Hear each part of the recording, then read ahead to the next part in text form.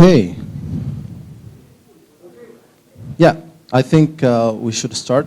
We are giving some 5 minutes for the people to come.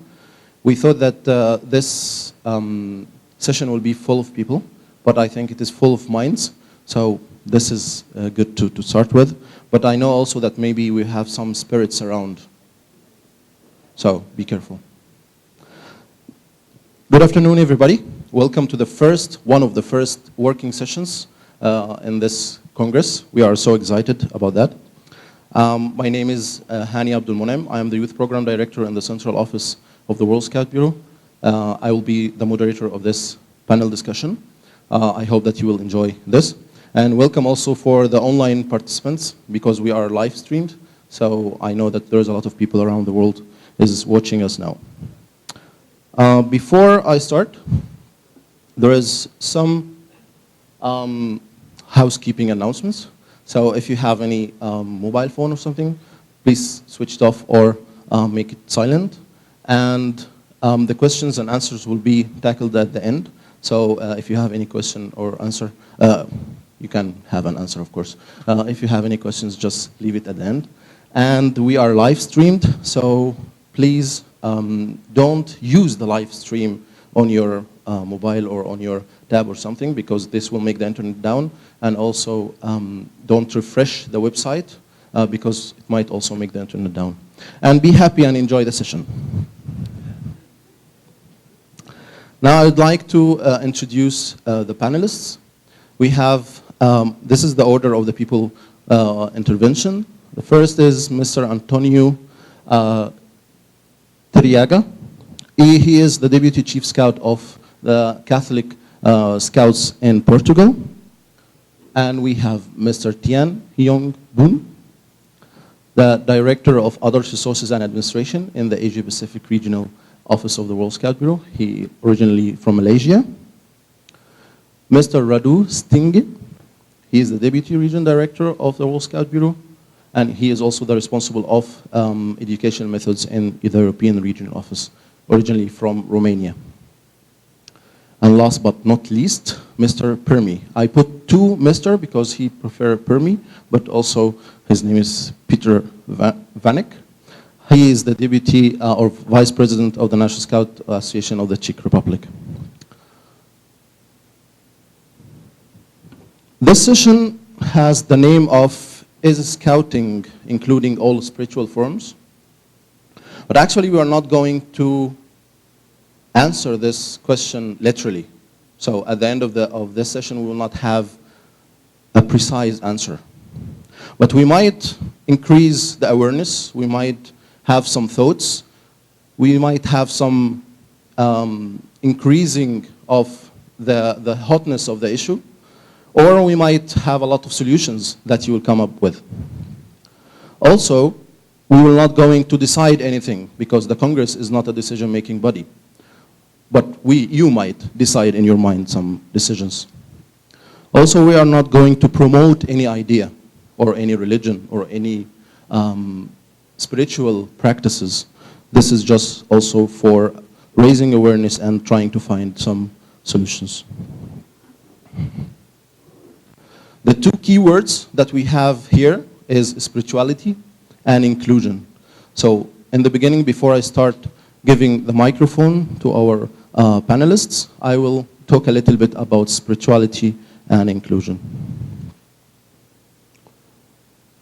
So first, what is spirituality?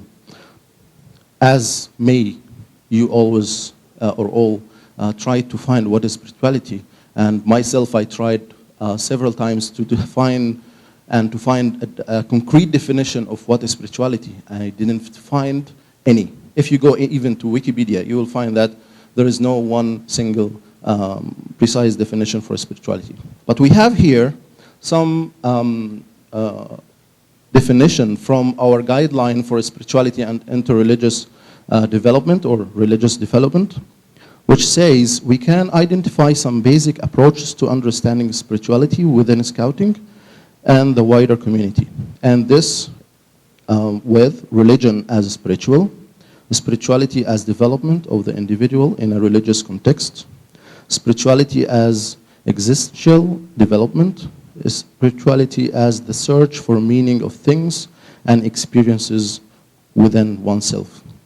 And if you go to this guideline, you will find explanation of each of these 4 points.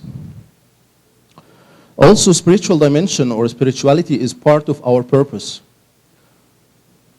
The scouting purpose was literally saying in the Constitution that we are contributing to the education of young people to develop their spiritual, physical, intellectual, emotional, and social areas.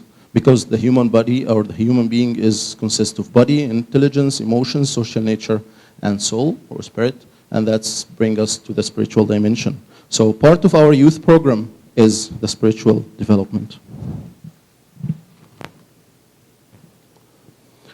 And in this context, we have learning objectives that we, in the youth program field, we are identifying them by the 5 W's, which is work, like doing good deeds all the time, wisdom, to know about your self-confidence and self-discipline, wonder, to know about the nature and the wondering life around you, worship, to pray, to do your rituals, and to welcome people, to respect others, to know that you are not alone with your own spiritual faith. The second word, which is inclusion. And before I go to inclusion, I need to know, are we in scouting, are excluding people, make the people not happy that they are outside? Or we are separating people, isolating them. We recognize them, but we are isolating them. Or we are integrating them. They are inside, but also isolated, but inside. Or actually we are including people. They are also happy, different, but united. This is actually a big question. But is there any limitation to this open to all? Like, can we have some... I'm playing with the presenter, sorry. Are we having criminals, for instance, scouting? Are we involving some people with the political views that they need to introduce these political views and to make the scouting in the same direction? So I think we can say there is some limitation to this open to all. But in our spiritual dimension, is there limitation? This we need to think about. This wonderful man that we, in the morning we sing his BP Spirit song. I think he is around. He was giving his vision about spiritual dimension around the principle of duty to God. But when we read his literature, we find that he was focusing more on the word duty. And that makes a lot of, not a lot of sense, but a lot of explanation around things that can we broaden the word God somehow? This is another question. All these raising questions is not answered actually, but just to think more about what we have.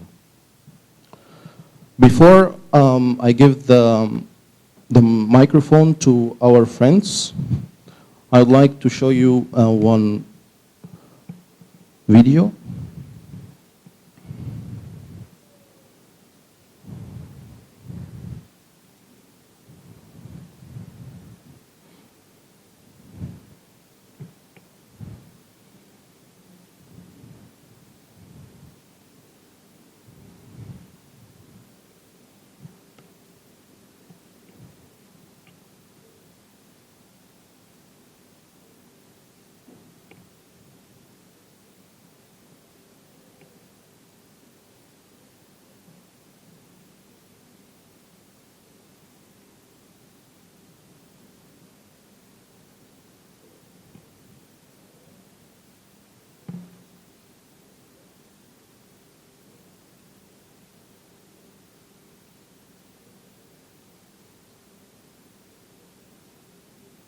So the video is refusing to appear.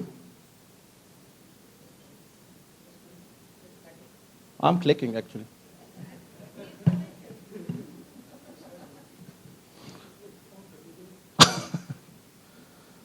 Okay, I'll try another.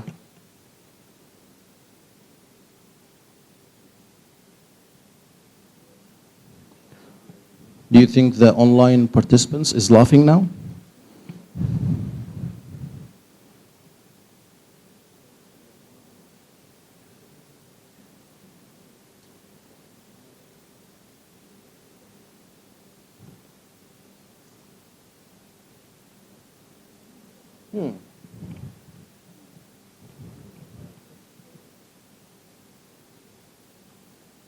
And I think it should be, religion, treated with ridicule and hatred and contempt.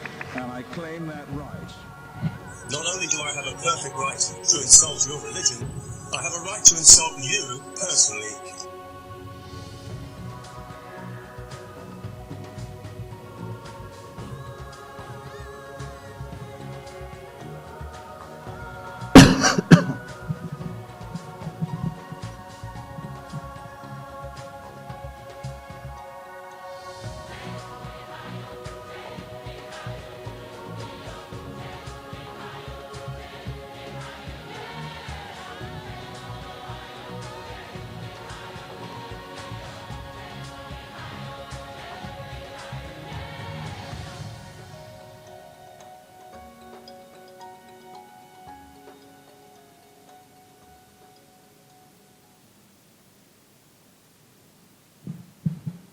It was showing the respect of all spiritual practices.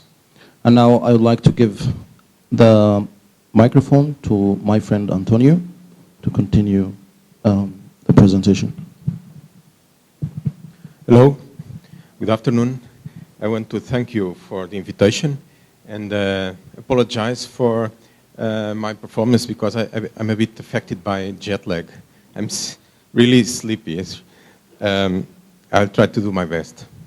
I came here to share our experience and not to give you, I'm not against or pro anything. I just want to give you our experience. Just a quick,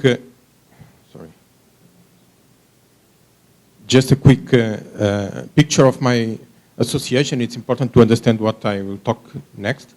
We were founded in 1923. We have about 73,000 members in more than 1,000 local groups in 20 regions. We have now a gender balance. We are a Catholic association, and we also have other associations in Portugal. Why a Catholic association in Portugal? Well, the main reason is because of a specific historical context. The vast majority of the population is Catholic, and that's natural that something went out of this. We have an advantage comparing other countries and other societies. We are homogeneous. We have most of the people, they are Catholic or they say they are. The principles of our NSA, sorry, there is a mistake there, match a number of societal needs. So we went, we gave an answer to our society. We are also giving an answer to the needs of the Portuguese families. They ask for. That's something that we are doing. We also think there is some success in the field. We are proud of what we are doing. We see a lot of results. We have a high penetration rate in our youth, and we are the biggest youth association in Portugal. There is a lot of signs that show that we have a bit of success. There are some advantages of being, of having a Catholic association in Portugal. The first one, and that I'd like to underline this first one. We have a direct and strong answer to the need of spiritual development of the children and the young people. We have an answer for that. Sometimes it's difficult with other associations to work with other associations because they are not so used to this work. We also have a good advantage because we have a solid insertion in the local communities. There is a lot of Catholic communities in Portugal, so we have a strong link with them. We have the support from an established institution. So the Catholic Church helps us a lot in a lot of things. It's very good for expansion and to implement scouting in all our communities. We as scouting, but also as Catholic Church, have common interests. And one of the main one, I would say, is the intention of educating citizens based on common values. This is an important to have this common intention, common objective. Of course, we have difficulties. Of course, it's obvious. The first one, and perhaps the most hot, it's difficult to establish the border to define who can be member or cannot be member of our association. This is a problem we have. We also have a difficulty to be coherent and continuous testimony of adult leaders. If they are educating people, they have to educate also in this in the spiritual development field, I would say, and this means that they have to work hard on that. And we have increasing difficulty on recruiting and retaining adult leaders because of this issue.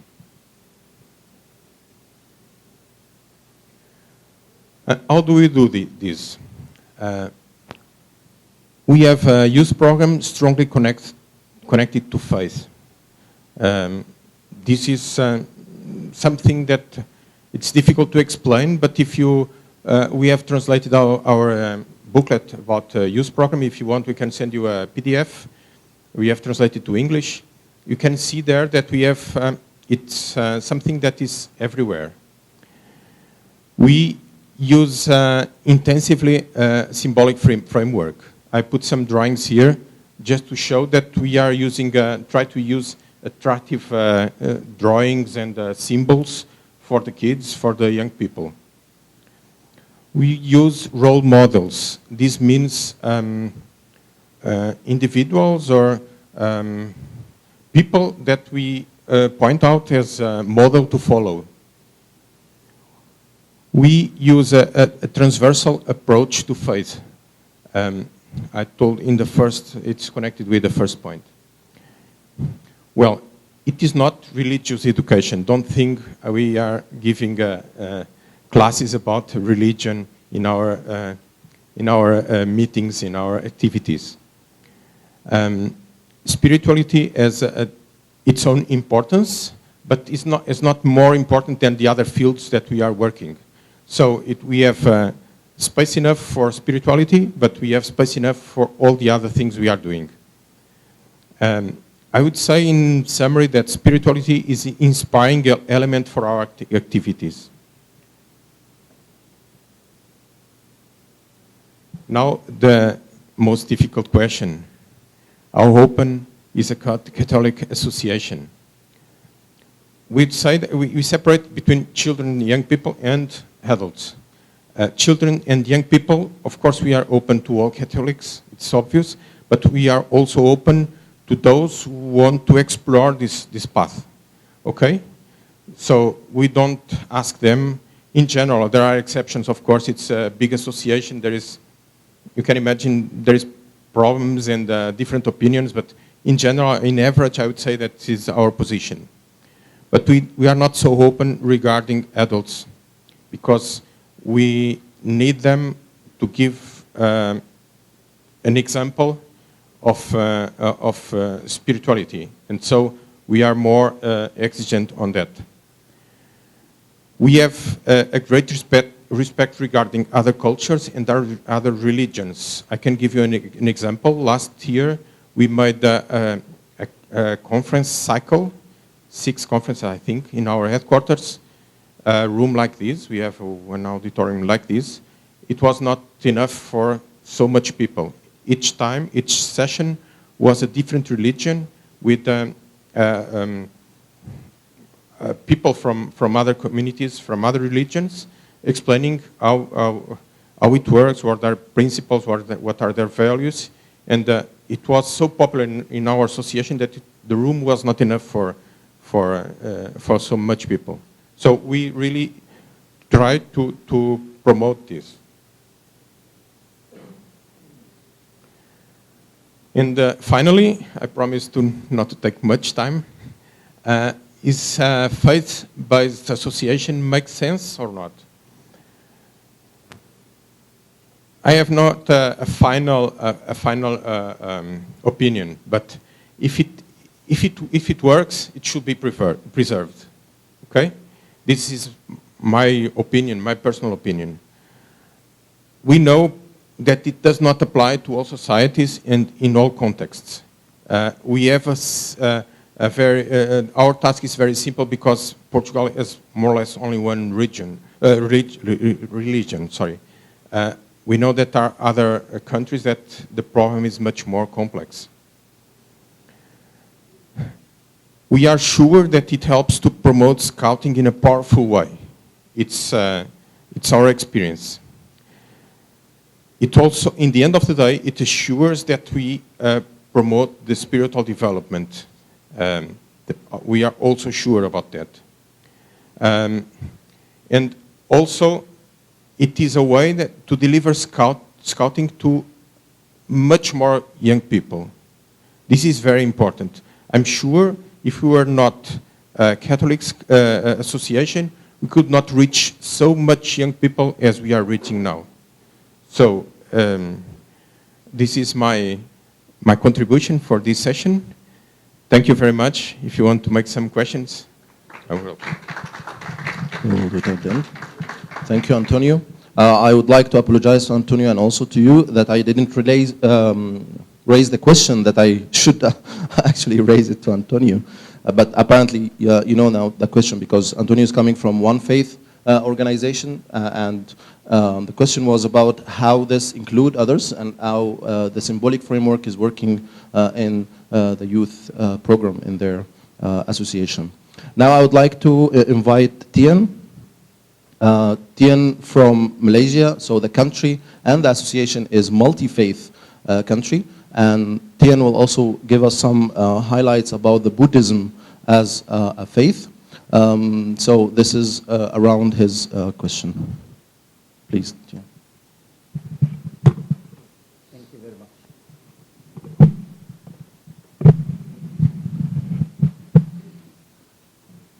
Greeting in Scouting.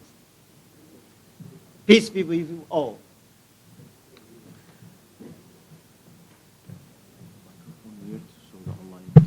Okay. Very good afternoon to my fellow participants and online participants. It is indeed my pleasure to be here as a member of this panel to share with you my thoughts, my views, and my research on this interesting session. Now, you have read this well-known American Christian author mentioning that I have learned that faith means trusting in advance that will only make sense in reverse. Religion and spirituality is still a key part of Scouting methods. the centrality of duty to God in the promise has been repeatedly reaffirmed by the Scout movement. While finding ways of expressing this which are appropriate to the situations of its young people or the youth. For the founder, religion was not a part of Scouting, but something that lies at its very foundation. At the same time, the Scout movement have sought to bring together into single associations people of different religious beliefs. It counts within its member associations those which are faith-based or open associations, while holding to the essentials of the Scout promise and Scout law. This diversity reflects the variety of local situations which prevail around the world and in which Scouting becomes a concrete reality. It means, in terms of spiritual relations, the founders has confidence of the roles of the nature as a tool for spiritual development. And again, applying the Scout method, as you can see from the slide, progressive and stimulating programs of varied activities based on the interests of the participants, including games, useful skills, and services to the community, taking place largely in an outdoor setting in contact with nature. This is one of the elements in the Scout method. So, Scouting can contribute to the young people's spiritual development. Hence, I would like to share with you of my own experience about multi-faith in the National Scout Organization, like my country, Malaysia.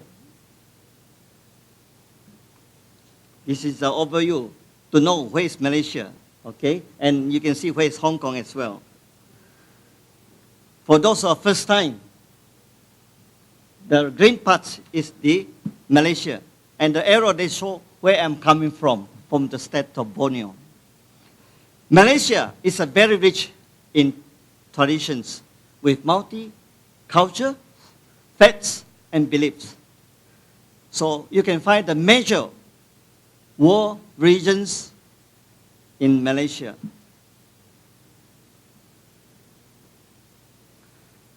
Islam is the state religion in Malaysia, and it makes up of 61% of the population. However, non-Muslims have the freedom to embrace other religions and beliefs in Malaysia.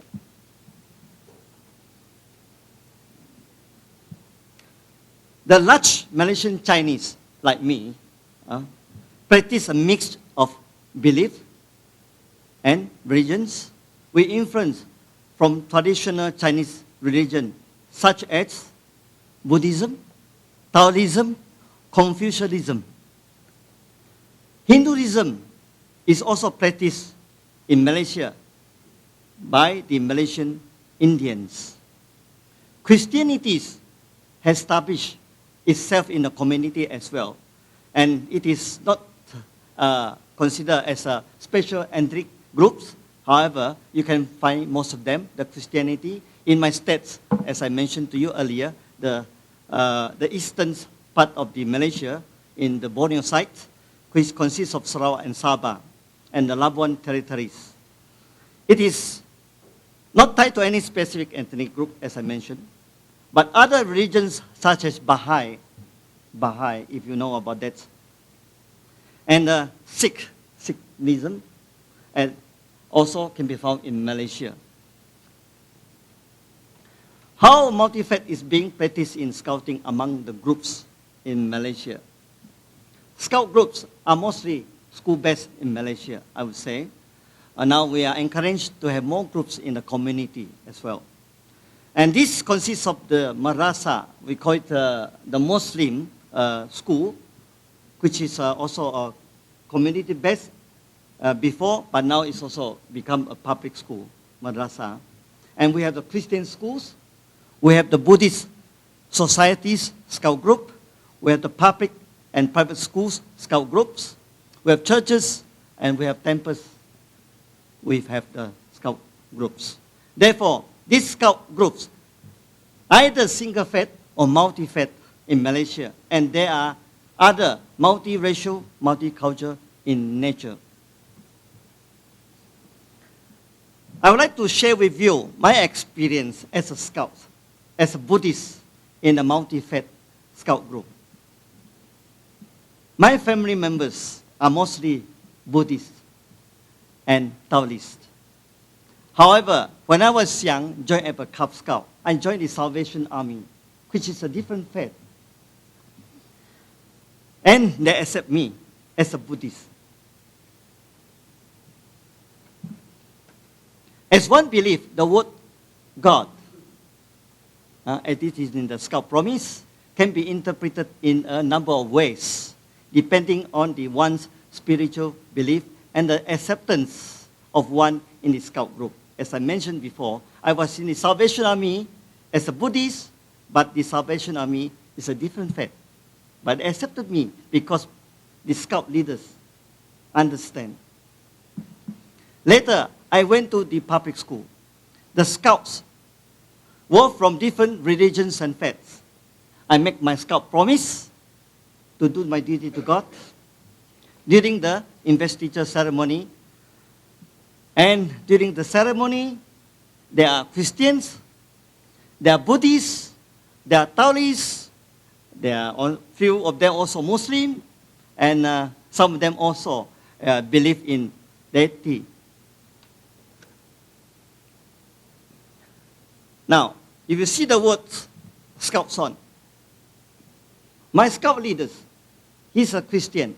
He didn't say, let's do now prayer in Christian's way.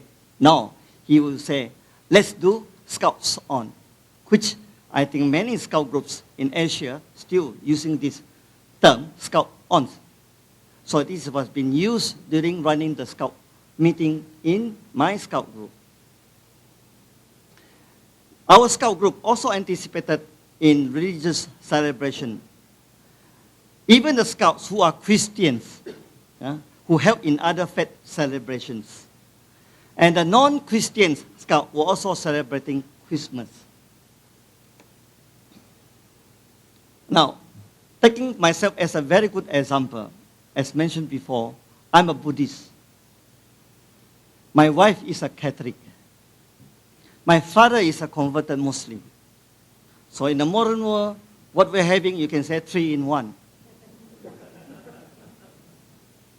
But we are living under one roof. Multi-faith is a good example. And my colleague Christoph also is a good example. He's a Christian, the wife is a Muslim. You can ask him after this session, how can you live together? They will tell you, harmoniously, they're living together. And they're producing. On this, I would like to say that Buddhism is considered as a spiritual dimension in scouting activities or scouting movement in my country, Malaysia. We all know that Buddhism started about 2,600 years ago, much earlier than Christianity. As to be exact, 544 years before Christianity. And again, it is now commonly accepted as a religion of non-God faith. However, to many, Buddhism goes beyond the religion, and it is more of the philosophy or ways of life. With full of spiritual values inculcated throughout the lifetime of the young people and the scouts, and it is a path of practice in life and spiritual development leading to insight into the future of the young people when they're fully grown up as an adult.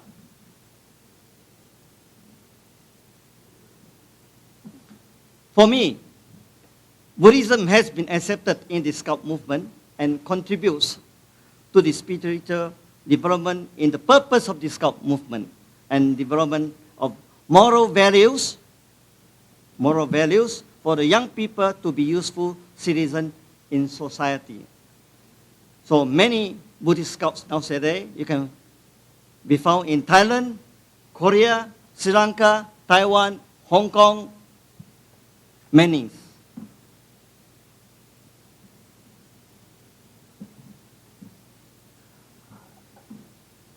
I am delighted to say that in general, Scouts in Malaysia have good relations among different religions and faiths in the community.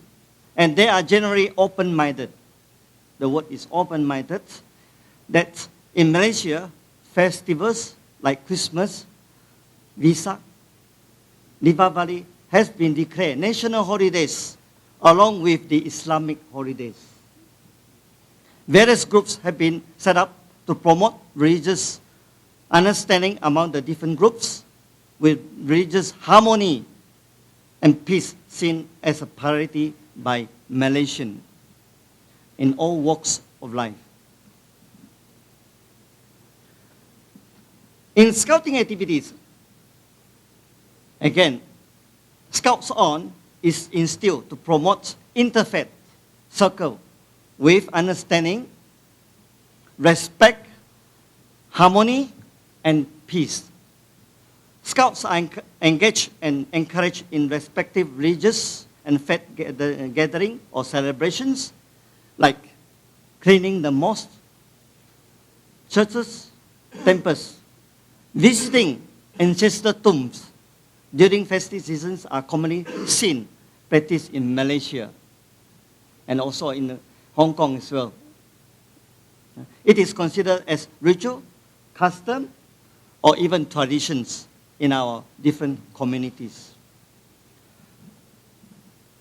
However, scouting organizations are free to interpret the methods, as mentioned by my brother Annie before, that laid out by the founder. With the encouragement of technologies and borderless modern world, today the world has become more secular and many societies have become more religiously diluted. Role of Scout leaders in the spiritual development. Adult leaders play a very important role to be attentive to the Scouts that are involved in activities that have the spiritual purpose and then discover the educational objectives when they are evaluating the activities. So my brothers and sisters, in reflecting the BP views on religions and faith, you can see here that at the world level, we have spiritual bodies who have gained the consultative status in the formations of religion and faiths. When BP was asked how religions come into scouting, Baden Powell said, it doesn't come in at all. It is already there. Because it is the fundamental factors underlying the scoutings and guidings.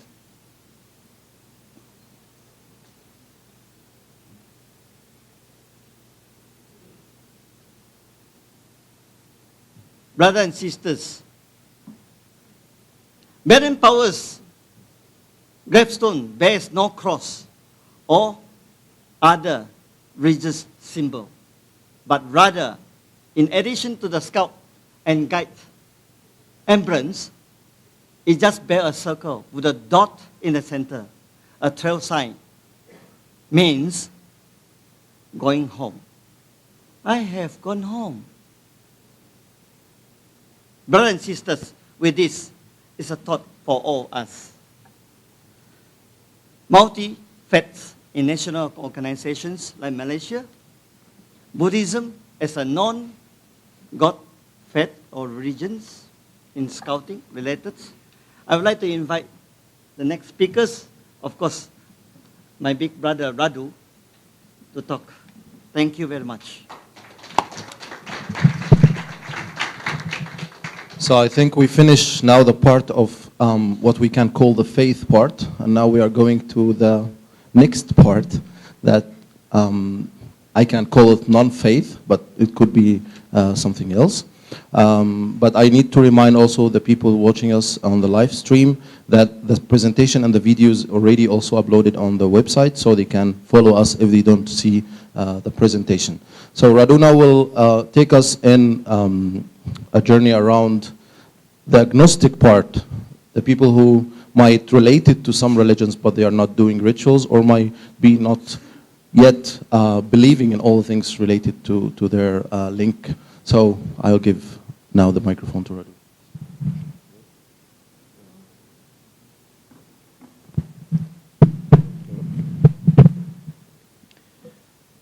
Good afternoon. Right, I am the first one to step out of what would be considered as, until now at least, as the accepted ways in scouting, and I'm going to try to make the case of the agnostics. And to do that, I would like to say that whatever I say and whatever I try to stand for is going to be done in the true, with the true value of open dialogue. I might not agree with what has been said, but I do fight for the right to say it. My input is going to be focusing on three areas. First of all, defining what agnosticism is, or at least how I understand it. The issue of accepting agnostics in scouting, and what it is generally known, at least in these days, as the duty to God issue, and how agnostics would or possibly could tackle that. In order to define agnosticism, I would like to refer to the fact that agnostics and believers or atheists, they are answers to two different questions. The question, if you do believe in the existence of a God or a number of gods, can be answered yes or no. And if the answer is yes, you are of course a believer, a theist. And if you don't, then you're an atheist. There's no middle ground here. You can't not know if you believe or not. On the other hand, the answer to the question, do you know if a God or gods exist? It could be yes or no. If it's yes, you're agnostic. And if it's no, you're an agnostic. I've seen many times the agnostics being put in between the believers and the atheists, and this is false because they are answering two different questions.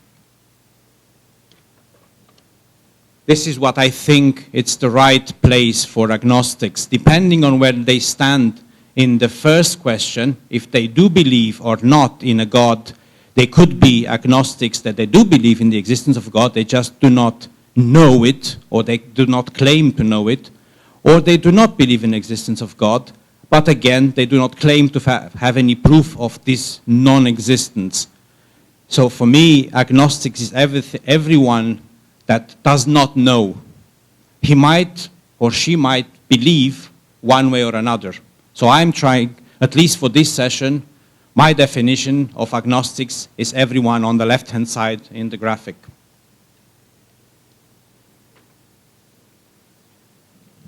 In order to understand where I come from, I believe that this quote from Jerry DeWitt really defines. I am a very skeptic person, and I have a very inquisitive mind, and I'm very curious, and I have a free thought as my tool to try to find answers.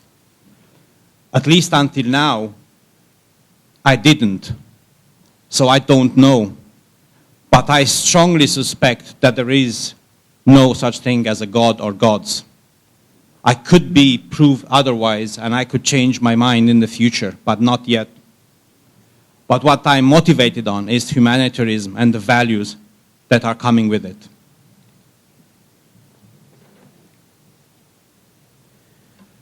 So, is there a place for a person like me in Scouting? To answer this question, I tried to look at the fundamentals of Scouting to see if I have a place there, if those fundamentals have a reflection in what I am and how I live. And of course, when you say fundamentals of Scouting, I tried to look at two areas, there are probably more. I tried to look at the Scout method as being the how of what we do in Scouting, and I looked at the mission of Scouting being the why we do, or what we try to achieve.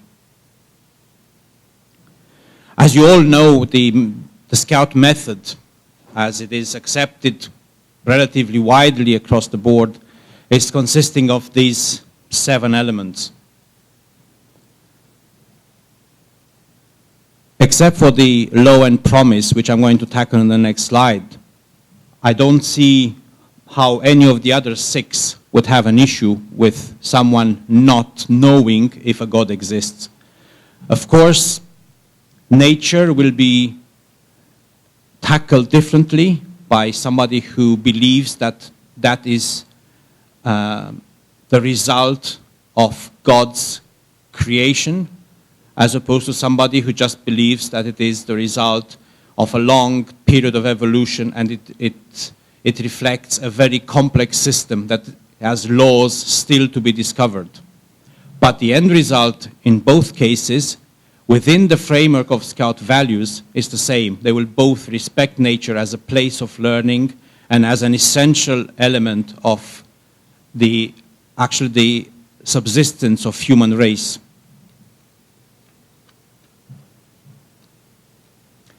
Because we speak about this, the value system in Scouting, whenever we refer to the value system, we tend, or in the vast majority of cases, we turn to our 2 most important elements that are defining the values that we're living. And these are obviously the Scout law and the Scout promise. There are many Scout laws, probably as many as NSAs. So I just took as an example the original one, which to a certain extent, or to a great extent, summarizes the ideals that our founder has bestowed upon Scouting. And if I read all of them, again, I see none that has a visible contradiction that would deny someone who does not claim to know if a God exists.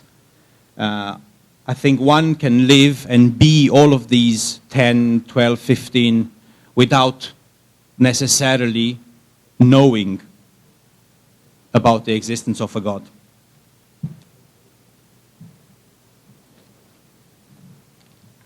When it comes to the Scout promise, things tend to be a bit more complicated, because the original Scout promise, and which is replicated again to a great extent all around the world in some variety of ways, states clearly that someone would need promises, or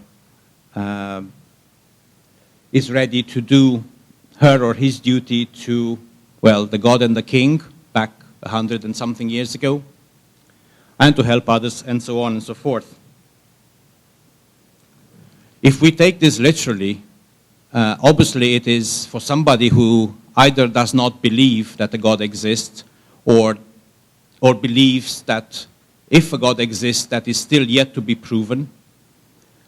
That will be quite difficult for someone to promise something to an entity that is either non-existent, not known, or even not knowable.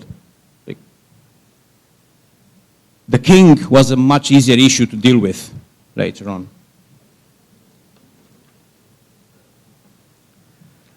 If we turn to the mission of Scouting, again, you all know it, I'm not going to read it. with the, well, notable exception of the Scout Promise that we discussed a bit earlier. Again, most of it makes sense in an agnostic view of the world as much as in a belief-based one. I would like to turn your attention to a couple of pictures. Just look at them.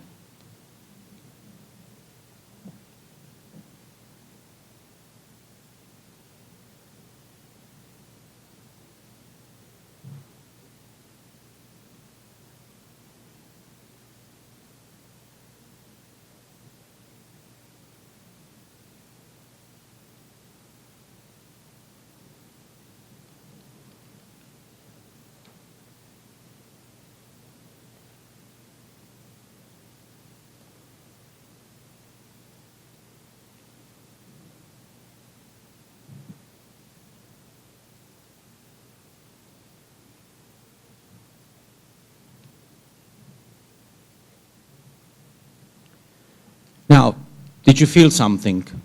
Did you just have a little tingle of emotion by looking at pictures that are expressing something?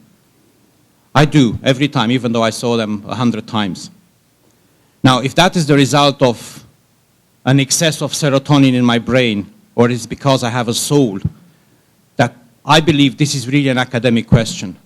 I think the result of it, the fact that if we believe that what we do through educating young people is to make sure that these images are of the past, then I think it doesn't matter why we do what we do, as long as we try to achieve the mission of Scouting.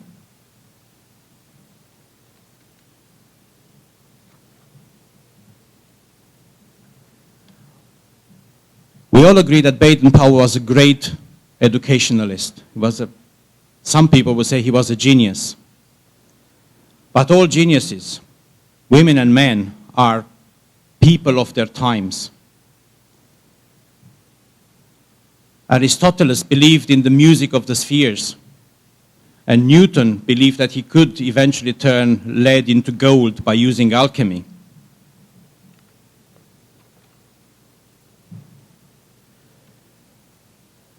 I believe that it's not only permissive, but it is actually needed that we interpret the writings and the teachings of our founder, especially those who bear a very close relation with the realities of a beginning of the century Edwardian empire.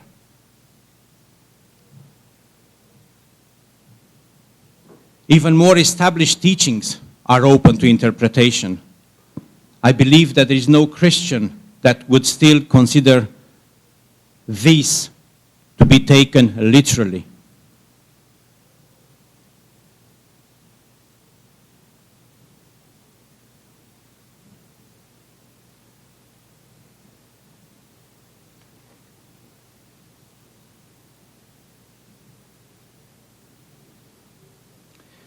Of course, I cannot speak in the name of any association. I'm speaking at the conceptual level. Each association is free to decide what it is which best fits the society, the culture, the young people they are serving. What I am trying to achieve is that we are honest to ourselves and accept that skeptics and agnostics are inside Scouting already. We don't need to accept them, they are inside. If that is accepted and acceptable, then we should be honest to ourselves and say it. Well, if it's not, then we should also say it and make sure that the Scouting, as we want to see it, is clearly defined. And then, if that would call for a change in our fundamentals and the world constitution, so be it.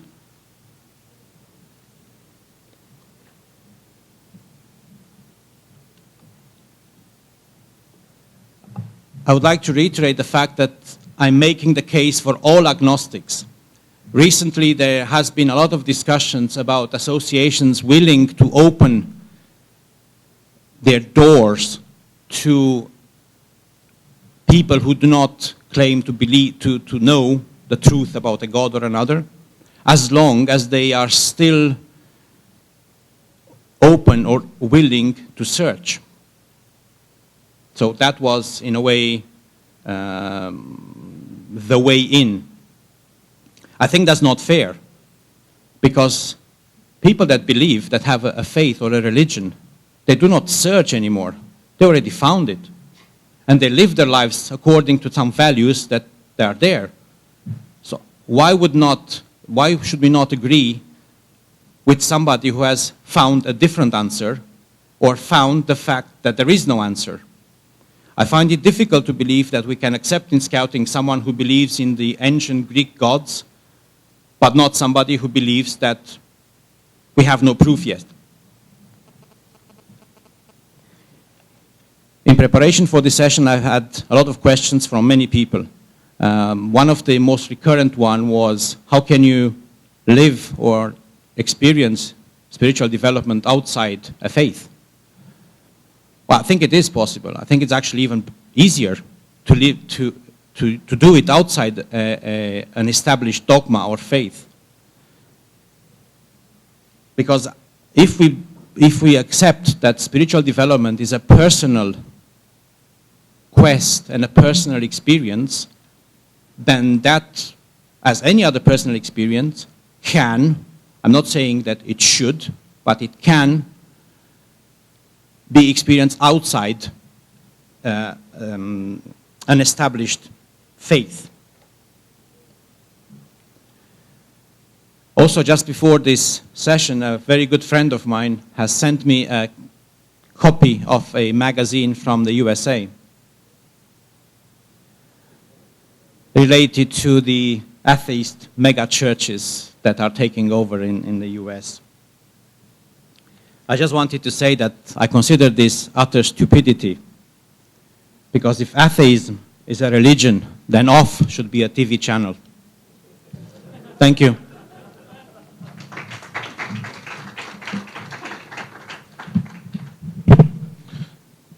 I think the topic is becoming more and more hot. I hope that we'll have time for the question and answers.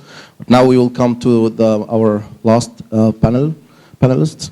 And Permi will give us some thoughts about how we can include Scouts if they are atheists. And 3 years ago, I'm coming from Egypt. Egypt now, as you know, there is a lot of conflicts happening around in there, but also there is some Egyptian atheists start to talk, and even they are in TV shows, and this is never can happen before. So the time is changing, actually, isn't it? Thank you very much. Thank you, Hani. So I think, as Hani was in the beginning talking about the hotness of the issue, and Radu was now talking about the fact that skeptics and agnostics are in Scouting already, and we should either accept it or do something about it. So let us take it a step further, and let's raise the hotness of the issue a little bit. As you have noticed, when Tony or Tian were talking, they were talking from their own associations. So they were talking about a Catholic association or a multi-faith association. I won't be talking about an atheist association in Scouting, because that's an example we don't have at the moment. And as Radu was to me as a spectator, was very persuasive that agnosticism is a cause worth considering within the limits of Scouting. What should I do? Like this? I do it like the others? Yeah, thank you. So we do have some communication established here, that's good. And thank you, Howard, for raising your thumb. And so I wanted just to say that I'm not an atheist, at least I think so. And I'll be talking on behalf of atheists here for a moment, at least I will try. So if you look at, this is Google, the next one will be Wikipedia. So the same as with agnosticism and with the crosses we had here before from Radu, the scales. So it's difficult to get a definition. So a definition of atheism might vary from a person to person. a source to Source, Britannica to Wikipedia.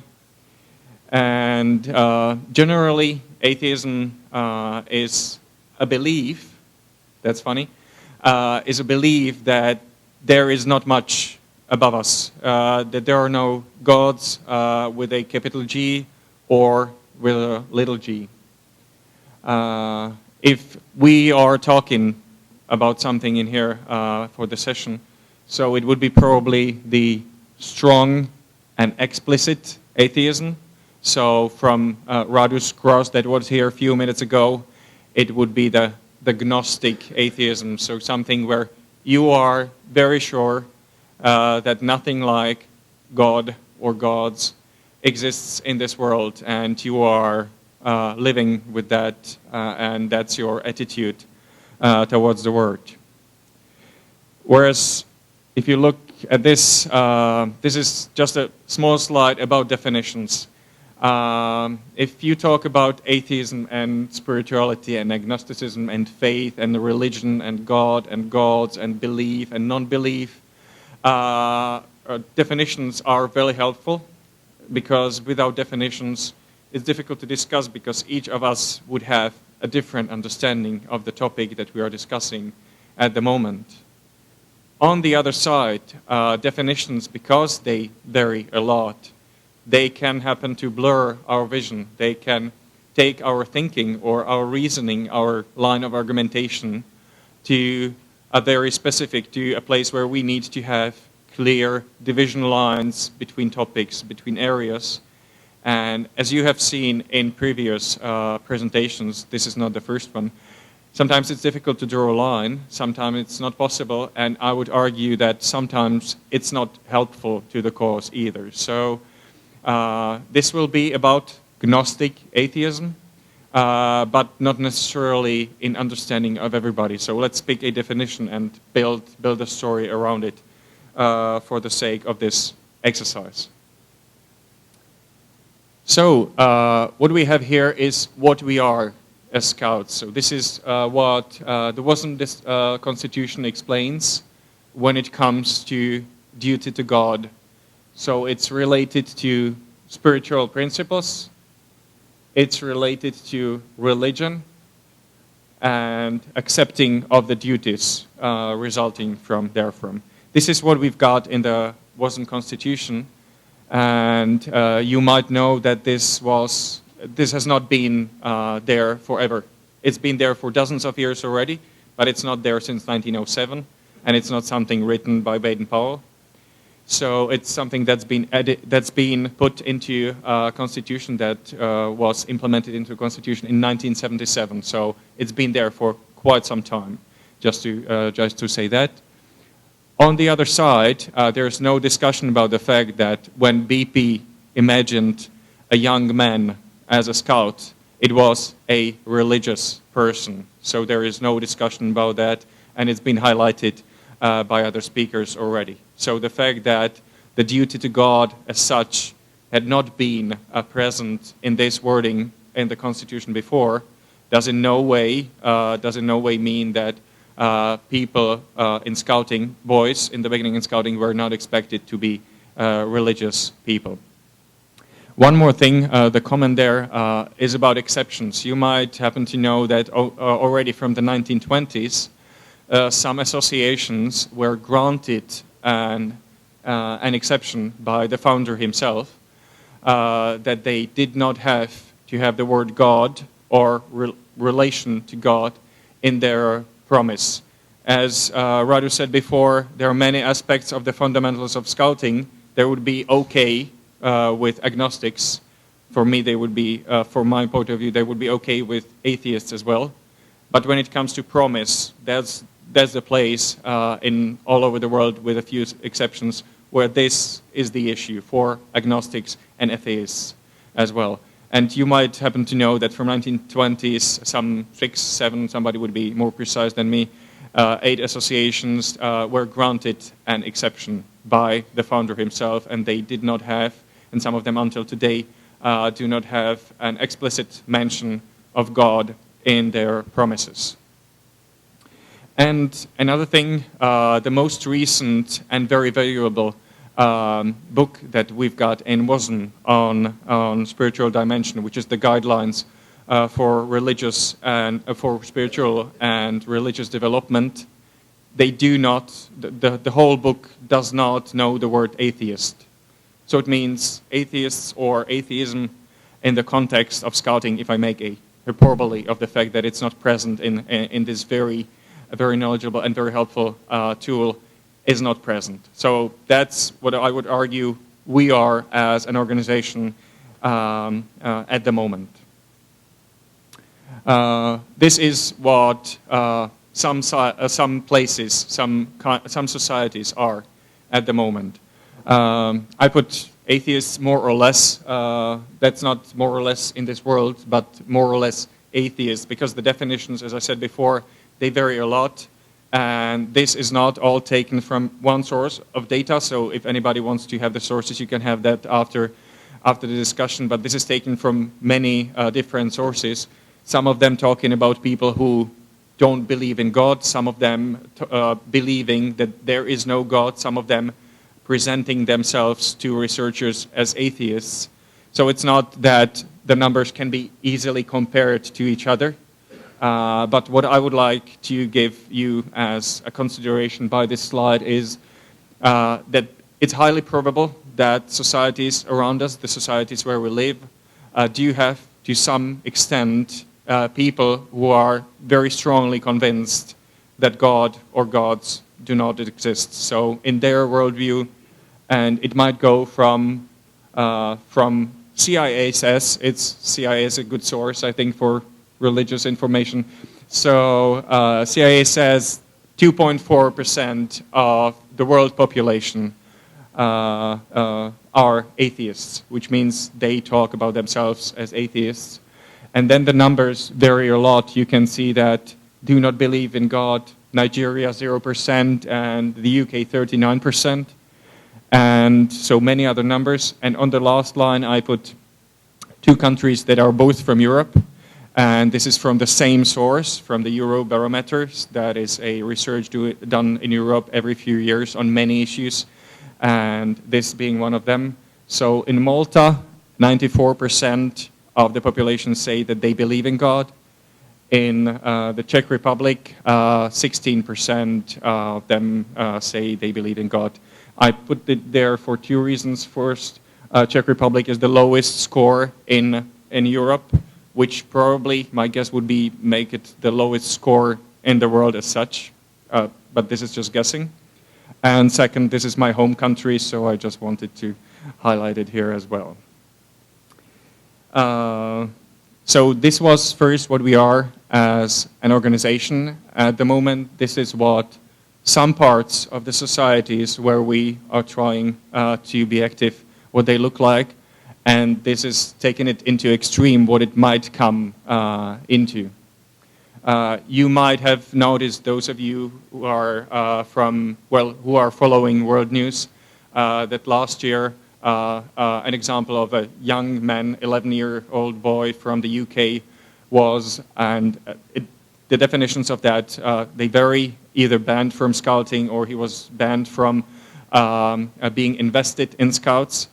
And the reason why this happened is that the young man comes from a family from a family of atheists, and he himself, being 11, felt and feels probably that he is an atheist. So saying that he is okay with duty to God did not feel okay to him, and based on that, this happened in the UK in the last year. I'm not saying that this is what happens all the time and all over the place. This is a very extreme example, one that was picked out by the media and made a showcase of very much, at least around European media. But what I would argue is that very often this does not happen because there is some hypocrisy on some side included.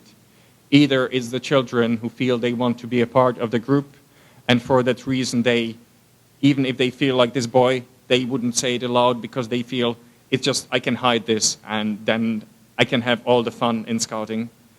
Or it's their parents sometimes, or it's the leaders very often as well, who feel that this young boy, this young lady should not be banned from scouting, or they should have the opportunity to scout, even though at their young ages they feel maybe similarly to this young boy.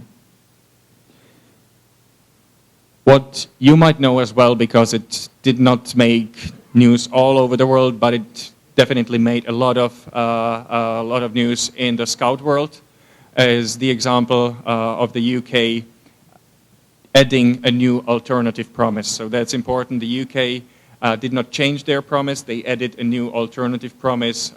They've had alternative promises for followers of Buddhism, Hinduism, Islam for, I think, since the 50s. But what they did recently, they added one that can be used for atheists in scouting as well. So what is changed is the red part. And with this, it's my understanding that the boy from the previous picture could try to reapply into the movement. We'll see how that develops. It's something that is very new for the Scout Association.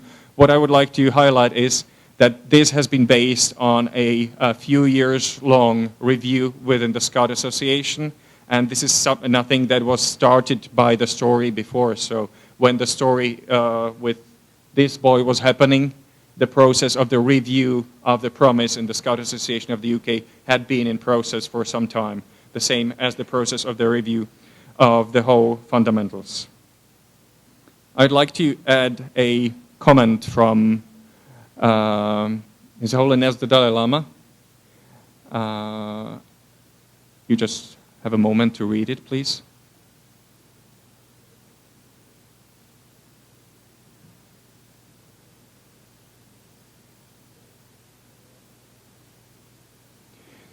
So I tried to highlight what is probably the most abrupt part of that. The reality of the world today is that grounding ethics in religion is no longer adequate.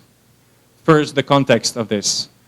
This was in newspapers a lot as well, but just as this one part.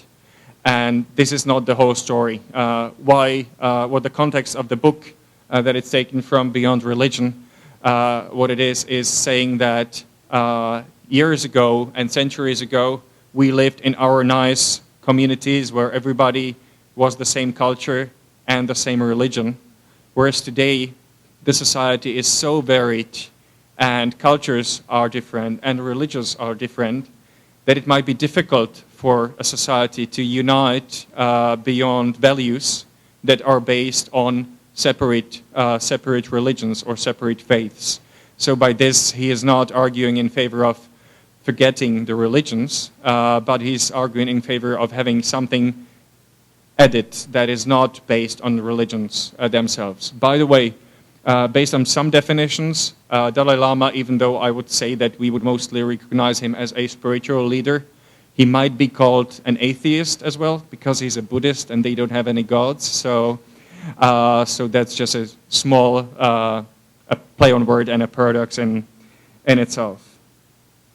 And at the end of my word, I'd like to raise 3 questions. One of them, which is the title of this session.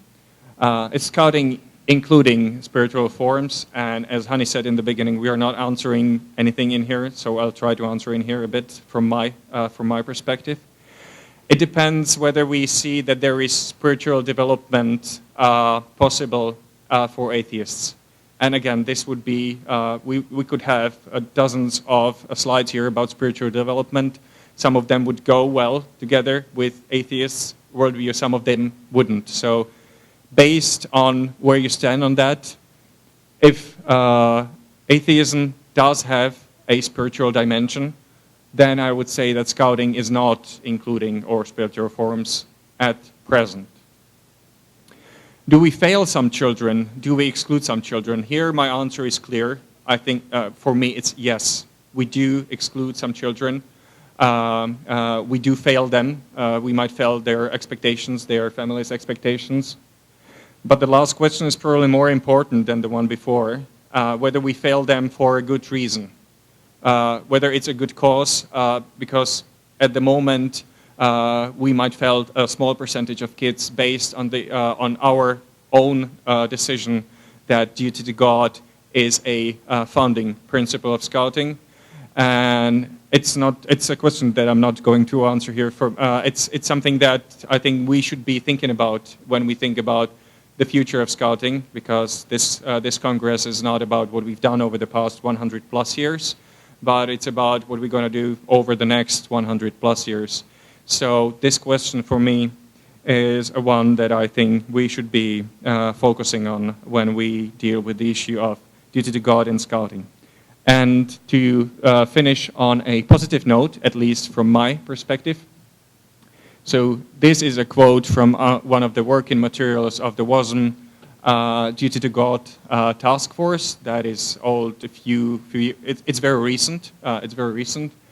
And generally, what you can see there is that the Duty to God task force encourages the movement and the organization to have a look at the issue of duty to God. So they are not saying where we should be headed, but they are saying that it's not cast in stone and we should be considering what the best solutions for the movement are for the future. Thank you for your attention.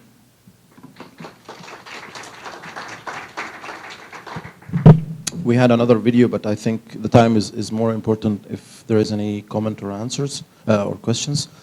I have to tell you that even when we were preparing this session, we were talking a lot and we were discussing a lot. We didn't have a lot of answers or convincing each other. But the thing is, it is really a hot issue and we cannot find any defined things. I would like to raise the microphone now to you if you have any comments or questions. And I'll take the first three first and then we'll see if we have time. 1, 2, 3.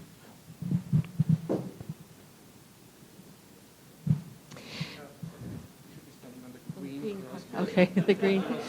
Okay. I'm Susan Lukey from Scouts Canada and was asked a couple of years ago to look at spirituality in Scouts Canada, addressing many of the issues that you've talked about. And I brought along the leaflet that we've just put together for leaders. And one of the things, it was how do we integrate spirituality? Most of our leaders just sort of ignore it. And I keep hearing reference to an internal compass in Scouting, so I played with that and came up, based on some of the WSEC material, with wonder, gratitude, service, and reflection as the 4 points on the internal compass. And we're developing our spiritual program around those in a way that people can integrate it, that gets beyond any particular faith, and I believe also integrates the agnostic, atheist kind, so that we're talking about spirituality in its broadest sense. So if anybody would like to have a copy of that, I'm happy to share them.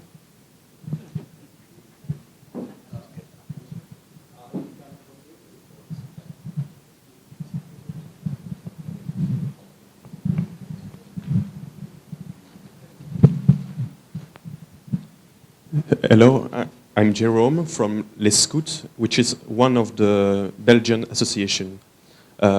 Formerly our association was a Catholic association, and it's now an open or multi-confessional association. And we take an option for the duty to God, who has, in the line of what you said, it's still searching.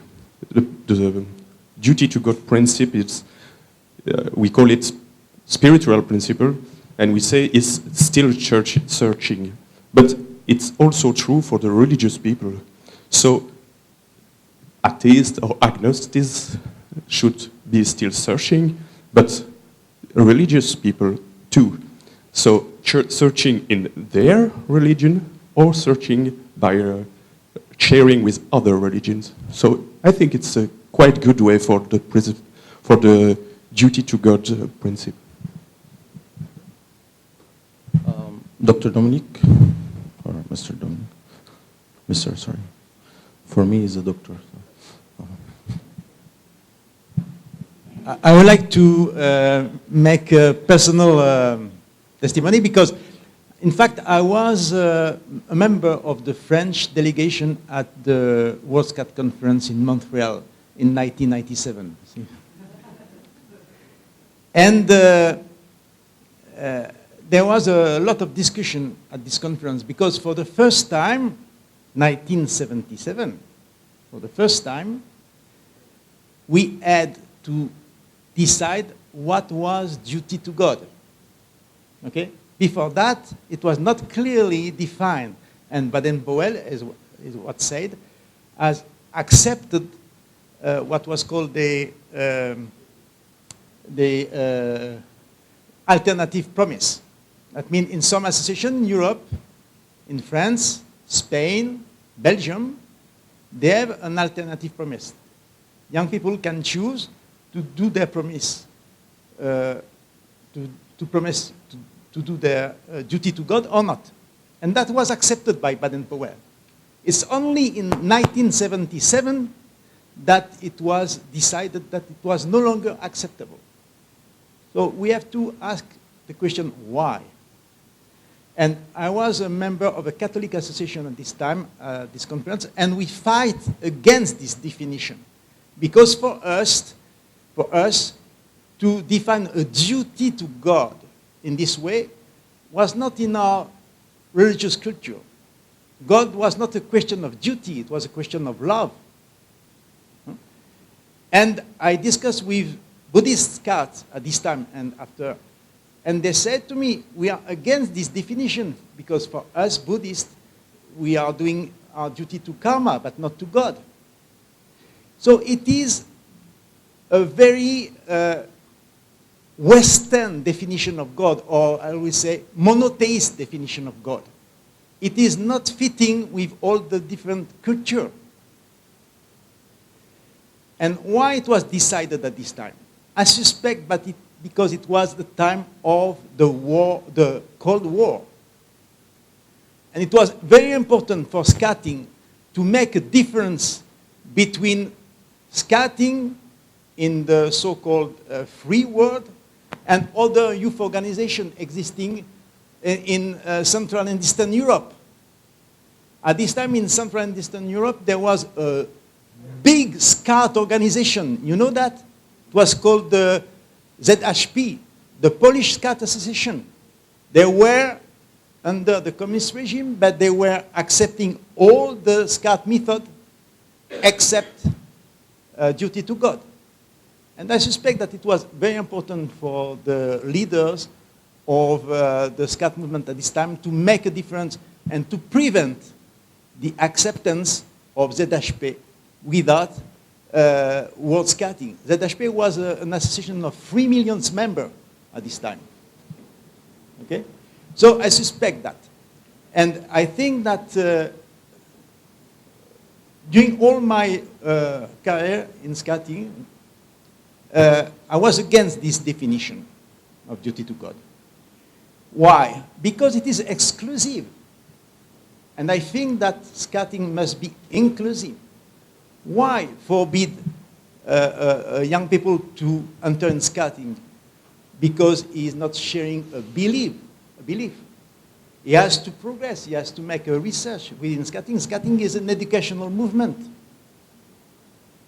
We have to let young people be free, but we need to educate young people in order that they can develop their spiritual dimension. That is very important. The second aspect in my life, I had to support the rebirth of scouting in Central and Eastern Europe after the fall of the communist regime. And we had to accept, in several cases, that something different from duty to God was put in the promise of some scout association, and particularly in Czech Republic. And we consulted the Archbishop of Prague at this time because the World Scout Committee said we want them to make the promise to God. And the Catholic Archbishop of Prague said no. After 50 years of atheist regime, that will be a big mistake to ask all young people in the Czech Republic to do their duty to God. Even the Catholic bishop said that. So I think we have to rethink about this definition, and we have to try to make a difference between spiritual development and religion. Somebody said, there is no spiritual dimension without religion. I say, no, that is a mistake.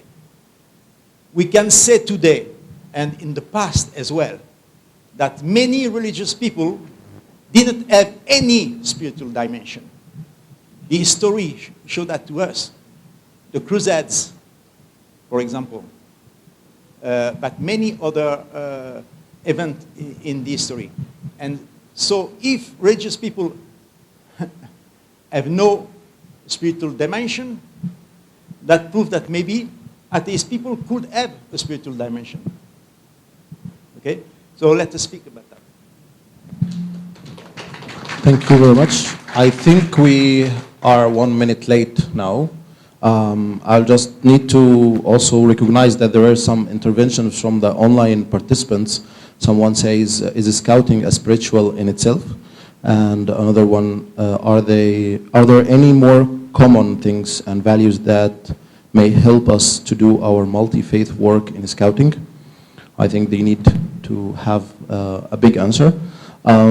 So if you allow me, or if you would like to continue for more 5 minutes, we can continue, because we are taking now from the time of the coffee break. If any from the panelists would like to respond to the online participants? No? Okay. One more comment from the audience? Okay, can we have the two people?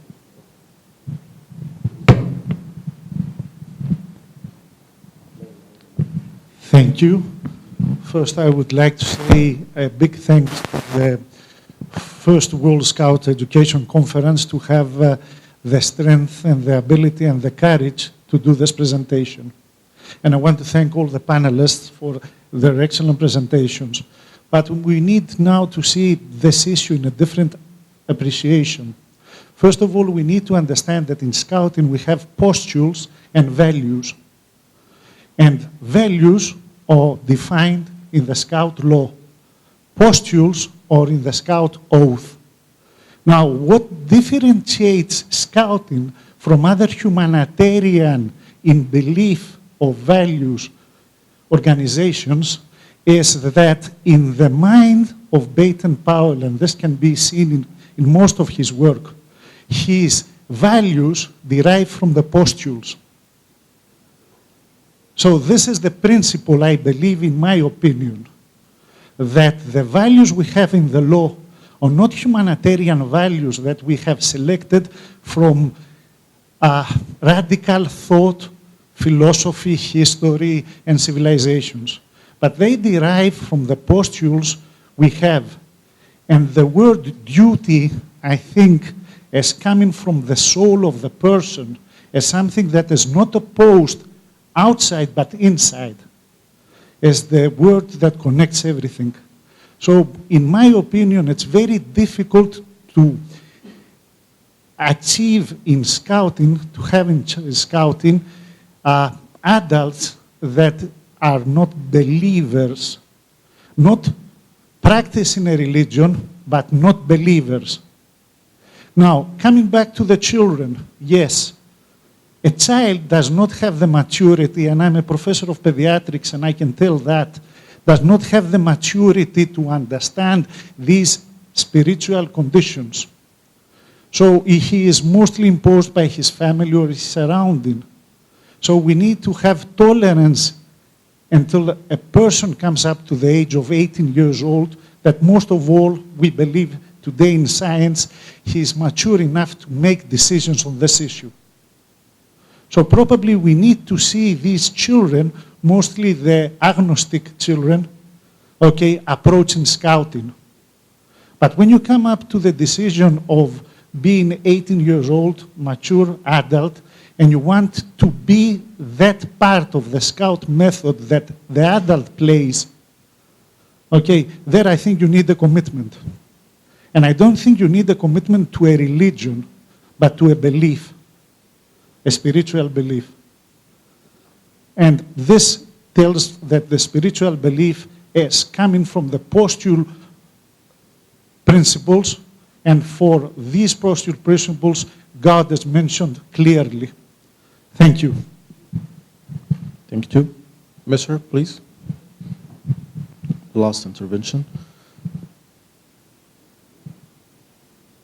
All I really wanted to say was, my name is Barry Saunders. I'm from Houston, Texas. And you can tell by my age, I probably come at this from a different spot than most of the youngsters do. But the thing that I really wanted to say was, hats off to you guys for doing what I think was a very passionate, very open-minded, and comprehensive job of putting this subject in some perspective. I don't have a dog in this hunt personally, so I'm not going to try to deal with the argument, but thanks very much. Good. You want to do it? Sorry, we'll take that as well. Hi, my name's Ross. I'm from Scouts Australia, and I happen to be a spiritual development leader. I think one of the interesting things that, in order for the movement and the scouting in general to probably progress, is probably more dialogue. And more dialogue would probably help in the harmony in what a number of people have mentioned, and also the progressiveness of what scouting can do to look at spirituality not only through the minds of what some people have thought spirituality is, but also some of the newer ways that some people are actually thinking. I think that sometimes as where we are with WASM, we do get caught up with some of the hierarchical issues, and then we've got all these consultative committees, committees that are of consultative status, but there are open organisations like Australia that don't have any membership of it, and how do we provide the dialogue with some of our expertise and knowledge as well as other people's expertise and knowledge on that in order for us to find what we want to feel in scouting is in order to progress for the future. So that might be something that we might need to look at not only as a Congress but also as a movement as we try and progress forward as we need to look at this for the future as well. Thank you. Thank you. Before we leave, I would like to thank our panelists, and I would like to thank also our community, online community leaders who bring us, and they comment also to the people online, and to our friend Jim Kastelik, our rapporteur here. He is half American, half Namibian, or he can say something else. And before we leave, we'd like to give you this evaluation to evaluate the session. So please don't leave before write a very quick comment on the session and put it in that box on the water half fridge there. So if you can help yourself in there. And thank you very much in this session, and see you in another session.